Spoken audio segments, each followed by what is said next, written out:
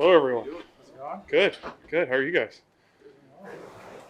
How's the transition to New England been so far? Yeah, it's been good. It's all new, right? Spent the last 6 years elsewhere. So right now, it's just getting to know everyone. You know, this coaching staff, this locker room, all you guys, all the support staff. But it's good. It's my wife and my daughter are not here right now for OTAs, so it's a good time to get to know everyone, hang out with them outside the building, work together. So it'll be a process, but it'll be good. You're theoretically part of a group that's going to replace David Andrews. How much do you know about him and maybe his legacy around here? Yeah, I've heard nothing but good things from guys that have played with him, guys that know him. I have a lot of respect for him. He played a long time in this league, at the same place in the same city. I've heard the stuff he's done outside in the community. I think his play speaks for itself. When you're the guy at one position in one city for 10 years, you tip your cap to him. So look forward to maybe getting to know him or introducing myself to him. But yeah, I have nothing but good things and respect to say about a guy like that. How much do you know about Drake May and what your early impressions of him? Yeah, I love Drake so far. It's kind of a weird family connection. My brother-in-law's a baseball player, played with his brother Cole at Florida, and they're best friends. So when I was going through the free agency process, they were all like, oh, New England, New England, New England. So got to know him a little bit. Played some competitive ping pong with him. So there'll be some battles in the future. He likes to golf, so we'll probably get on the golf course during OTAs. But yeah, it's getting to know the guys. It's building relationships, connections. So I'm looking forward to do that the next couple of months. We talked to some guys about the attraction of coming to New England. The team that's won 8 games in the last 2 years. For you, what was the thing that kind of drew you to this franchise? Yeah, I think nothing in the past matters, right? You live in the present in this league.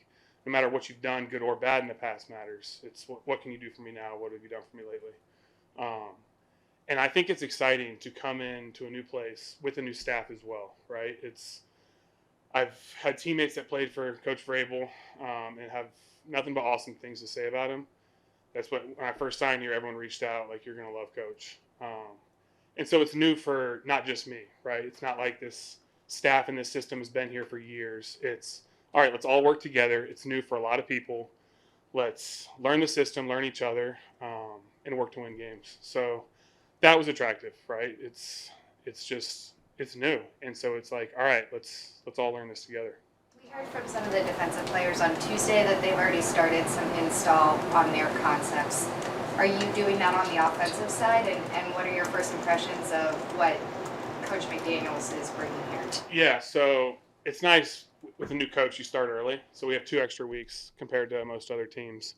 So a lot of it's been culture so far. It's establishing a standard and expectation, and we can take it a little slower. So we're not diving into the plays. We're talking terminology, verbiage, like I said, those expectations. And I think some of these coaches, it's a new system for them too. So they had to learn it a few months ago, which is good because they can be like, all right, we had these questions. So like, I want to install it this way.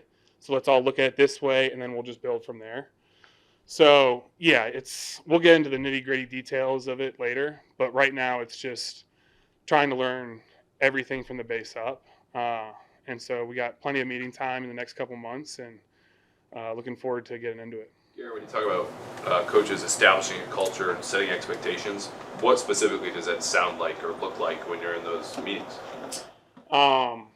So a big thing that I was told coming in was Coach Vrabel will ask a bunch of questions in team meetings. Like, you have to know your stuff, which I love. I think that if you have to be ready to answer any question, whether it's about rules, whether it's about goals, whether it's about individual plays, like coaching points, I think everyone in that meeting room understands they have to be on top of their stuff. And when you do that, if you're the left tackle and you know what the right guard's going to do, I think you play faster. I think when you know the whole system, when you know the whole big picture, and I even know what the receivers have to do. Or Coach Vrabel's up there talking about the defense and what their angles and what their thought process is. It's just, you see the big picture of the game, and I think the faster you can play, the better you can play. And so I think that will be good moving forward as a collective locker room and team meeting room where everyone knows everyone's job. And so you can kind of exploit weaknesses and understand what they're trying to do too. I know it's early, but have you guys talked at all about how the communication at the line of scrimmage is going to work? Is that going to be on Drake's plate, on your plate, combination? I think it's a combination. I think Drake will have a lot, but I think Drake's ready for that. They wouldn't put a lot on his plate if they didn't have belief in him, and I think he's a really smart young player, and it will only help him grow. I think sometimes you can just try and take a bunch off a quarterback's plate, and it's like, sure, let's make it simple for him. But I think the more that's on his plate and the more that he can understand, like I said, bigger picture, he can understand what everyone's doing and get everyone in the right place.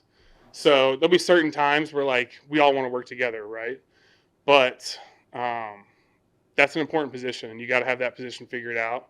And from everything I've heard, they do here. So I'm excited to get to work with him. You talked about Drake, and I'm just curious, you have that connection with him kind of like off the field Yeah. with your brother, but did you get an opportunity to see him play at all last season, whether it's like watching film or anything like that, and what can you say about his like first year in the NFL and just his play style? Yeah, he went to Chapel Hill, so I saw him in college a little bit. He went to our rival school. So didn't like playing against him, but I was in the NFC the past couple of years, and I think I only played the Patriots once, and so there's not a ton of crossover film. So I think the only things you really see are like the big highlight plays, and I saw that last-second touchdown at Tennessee, and just some little things here and there. But I don't really know quarterback detail play, so I can't tell you what kind of year he had, what kind of player he is. All I can base it off of is guys that have played with him, and I've heard nothing but good things from the guy, from the player. So that's what I'm looking forward to. About rivalry between the Wolfpack and Yeah. He's a competitive guy, so I think he'll find any kind of edge to. on that ping pong game, like you lose us to wear the other sweatshirt or something. That'll be easy. That'll be easy to do. I think the Wolfpack have had their number the last couple of years, so I got the upper hand right now. How's it been being teammates with Stephon Diggs again? And Yeah. I was fired up to see him. I was a young guy, and he was obviously a superstar receiver. And so there were some things I could learn from him, and he wasn't big time, right? You come to the NFL as a rookie, and you're like, you obviously know their names, and you don't know if they're going to care about you, talk to you. But he loved the O-line, and so had a good relationship with him, played against him when he was in Buffalo, played against him when he was in Houston. So when I saw him for the first time, I was pretty fired up to see him. And his talent speaks for itself, so it's a good weapon to have. How connection with him? Do you have any other connections with this locker room guy? Yeah, there's 5 or 6 guys that had stops in Minnesota. There's 2 in the O-line room, Tyrese Robinson, Vidarian Lowe. I had Vidarian as a rookie, and we kind of put him through the ringer as a rookie. So to see him as like a vet left tackle now is kind of I got to adjust. But it's good to see those faces. Tyrus Tonga, had him for a few years. We had some battles. Jaquelin Roy was in Minnesota. And then it's such a small league. I have good friends on other teams, so it'd be like, hey, Patriots just signed this guy. Patriots have this guy. You're going to love him. So like I said, that's what these months are for. I think it's building camaraderie, building connections, getting on the golf course, going bowling, going to a movie, getting dinner. That stuff actually goes a long way because, as you guys know, it's a long season. There's ups and downs, and like if you feel like you're in it by yourself, it's going to be an even longer season. So I really feel like that's important. Yeah, how's it been working with Doug Burrow so far? With him? Doug Marone? Yeah. Doug's great. Doug actually, my O-line coach in college, who's with the Falcons now, Doug actually coached him when he was in New Orleans. So that's about the only connection I have with him. I know he's been in this league for a long time. I love former players as coaches. So he played in this league for a while. He's coached in this league forever. And so they just, I don't know. From my perspective, they have a different understanding. The coach speak, they can sometimes be like, listen, I know I'm telling you to do this, but you got to get it done this way or this way or this way. And so he's another guy that it's a newer system for him. So he spent the last couple months learning it, and he's had a million systems. So he can kind of understand how he wants to install it to us. He likes interactive meetings, which I love. So there's quizzes thrown out. There's, hey, what do you got in this? What do you got in this? And we have 2 assistants in the O-line room, which that's new to me, which is awesome because you have 3 guys that will know the system like the back of their hand that I can just have questions, anything I need to know, bounce ideas off them. How familiar are you with Mike and Winnie? How do you feel like you guys can complement each other inside? Yeah, I've heard really good things about Mike. I'm excited. He's a big guard. He's a physical player. So I'm definitely looking forward to hitting some combinations with that guy. Garrett, I know you're new Ask here. you about Minnesota, just putting a bow on your time there, and just sort of how it ended, and if that brings you here with maybe like a feeling of a show that that I'm still not capable, but like I should, like I'm a starting center. Yeah, absolutely. No, I had 6 great years in Minnesota. It's a great locker room. Built some really good connections there, and it ended. Right, that's the business. So it's like, all right, I don't think you never want to feel comfortable, but that's a wake up call. That's all right. Here we go. That's how they feel. They move on. There's no ill will. I'm not bitter towards the Vikings. It's just a new opportunity for me. I feel like when there's a change, if you don't take that opportunity, you're not going to grow from it. And so it's more about like, all right, I get to reinvent myself. I get to reprove myself. And the minute you think you have it figured out, you're gone. And so, all right, new team, new chapter, new offense. What can I bring? And you got to bring it every day. It's the biggest thing I've learned, that every single day you have to bring it. Meeting room, practice, weight room. So I'm not even a wake up call, but it's just new. It's exciting. It's fresh start, new opportunity. What, if anything, about your first few days in New England? Facility, teammates, coaches, driving around has surprised you? Hasn't been a lot of driving around. Kind of been here in the hotel. Got out and played a little golf yesterday. The facility, what's kind of nice is it's all in this little square right here. Minnesota, you kind of had a mile walk to the cafeteria, the weight room. So it's nice. You're kind of bumping elbows with everyone throughout the day, which is good as a new guy. Like, oh, hey, nice to meet you. Hey, what's up? But there's a weight room, there's a locker room, there's a training room. It's just another day at work, honestly. It's a maze. I'll say that. I have no idea where I'm going. Every turn, every corner I make, I'm like, all right, where's the locker room? So that's part of that new, where you're just like, it's first day of school and you don't know anyone, you don't know where to go, but it's kind of refreshing. It's fun. First couple of days, but have you ever watched any Logan Mankins film? He was Hall of Fame. Yeah. Haven't seen a ton of his film, but I know the player, I know the name. There's been some awesome linemen here. Joe Tooney comes to mind. Played with him at NC State. My first 2 years, I transitioned positions, came into O-line. We were roommates when we traveled. Can't think of a better teammate, player. So I need to hit him up and pick his brain on this city and this town. Having been, Stefan Diggs is so new to New England now, there's been things heard about him, but having been in the locker room with him, what's something fans can expect from him both on and off the field? Him in the locker room, him on the field, how competitive he is. And when you have these superstar receivers, I mean, Justin Jefferson, Adam Thielen, I've played with some good ones. You want them to be like that, right? You want them to have belief in their talent. You want them to want the ball. And when he's rolling, he's hard to stop. And so it's how can we all work together? We need to get him the ball, right? And I know the coaches are going to do a good job of that. But you want competitive teammates. I see that in Drake. Diggs, I saw that firsthand. And so I love getting in a huddle with guys like that. With all the crazy looks that defenses can throw at you when someone who's had success, getting through all those, when do you feel like things kind of slowed down for you, and what would you say helped you kind of get there? I think going against Brian Flores' defense the last couple of years, that has slowed everything down. Nothing is like that. But it's just more, it's master of your own system. So you need to understand the rules and the whys of what you're doing. And then once whatever someone throws out there for you, okay, let's just go back to my system, go back to my rules. And so being a new system, it's time to study, it's time to get in the playbook and learn all that. But repetition and experience, you got to have that. We got to get together, we got to get on the grass, we got to see looks. I got to see how the right guard communicates, how he wants me to communicate. It's all stuff like that. And it takes time. Thankfully, we have time. I'm looking forward to getting to it. Two-parter just to finish up. So, number one, playing against the bigger defensive tackles, and sometimes those guys in there. Big suckers, yeah. How does that challenge you? And what are you doing maybe to prepare for that? And you mentioned, I think Carson and Blake being back at home. Yeah.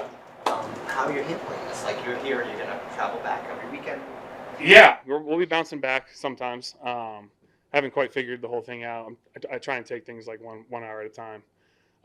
But yeah, you gotta have a plan. I think a big thing is not letting the name on the back of the jersey beat you. You know, as an O lineman, you can watch film and you can 95% of the time say, I beat myself on that play. You know, just because he's 370 pounds, just because he's a bigger dude, doesn't mean I need to change up my set, change up my hands, change up my attack plan. And so that's where the film study comes in. It's like, all right, I beat myself on this play. I put myself in a bad position because I felt like I had to do something different. Obviously, the supplements of the weight room and nutrition and all that stuff play a part. But at the end of the day, technique wins, and you just have to line up and have confidence in your ability and execute what you want to do. Yeah, great. Thank you. Yeah, great meeting, guys. How y'all doing? How are you doing? I'm good. A little bit. Y'all ain't give me no hard times. We were talking to some of the defensive guys earlier this week. They said that the longer start defensive install. Has that been the same for you guys on offense? And if so, how's that going? Probably a little bit slower. We've been covering the basics.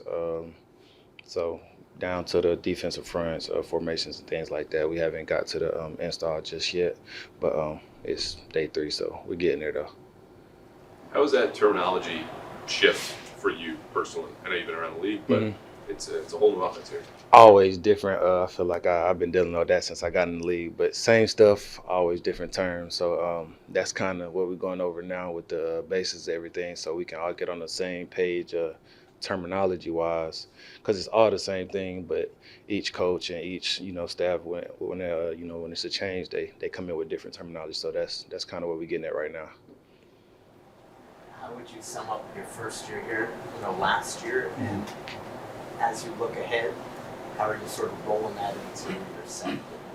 Not gonna sugarcoat it. Not what I wanted, but it's always room to build, and that's the goal. We come in here New Year looking for the positive, and that's what we're doing. Fresh start. We're here a week early, so we 1 week ahead of a lot of teams right now. So we're gonna start from there. And in what way? When you say not sugarcoat it, how didn't it go the way we didn't win, so that's the goal this year, to win, and that's just as simple as that. What have been your first impressions of Josh McDaniels? An exciting guy, super energetic.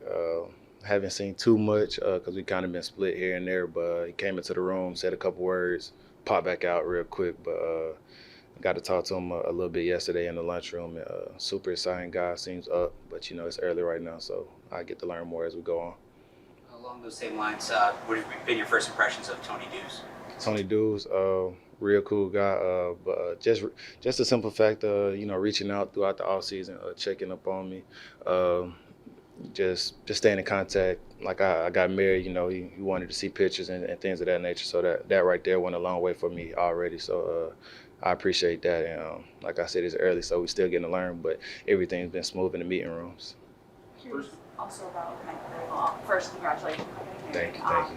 And also just what a lot of people talk about Mike Vrabel's energy and just what are you seeing in terms of how he is as a coach and getting to learn a little bit about it? We're getting a little bit of it. You can kind of see he kind of holding back a little bit right now. It's the first couple of days, but we're getting a little bit of it. He asks lots of questions, and just to keep us on our toes. So that's a little bit different. But you can see he's super excited. I think you can hear stories from the players he popping in everybody's room, and he can't sit still for too long, and he start saying a little stuff here and there. And, so it'll be exciting here. So Garrett had mentioned the questions too in meetings. Can you give us an example? Did you get called on? What are you asking if you're Mike Vrabel in April? So say Monday he came in and he was like, all right, goals for this year was to win the division or win the Super Bowl, whatever he says, and then come Thursday today and he's like, all right, what's our goal? Stuff like that. So make sure we're on our toes, make sure we're actually paying attention and things of that nature. Anyone get caught? Nah, a few maybe a little slow to answer, but nah, nobody got caught yet. I'm not sure how much you talked about roles or anything, but last year we didn't get to see use your flexibility and alignment-wise. Do you feel like that's something you'll be able to get back to this season? We shall see. Whatever we can do to whatever I can do to help the team win. So whatever the coach is asking me right now, that's what I'm doing. It's like I said, it's super early, so I'm not even gonna push to even go there yet. But whatever that is in the future, I'm gonna do my best to so that they can see that I can do that. I say that. So I'm gonna do what I need to do right now. So they can see that I'm willing and I'm able to do that.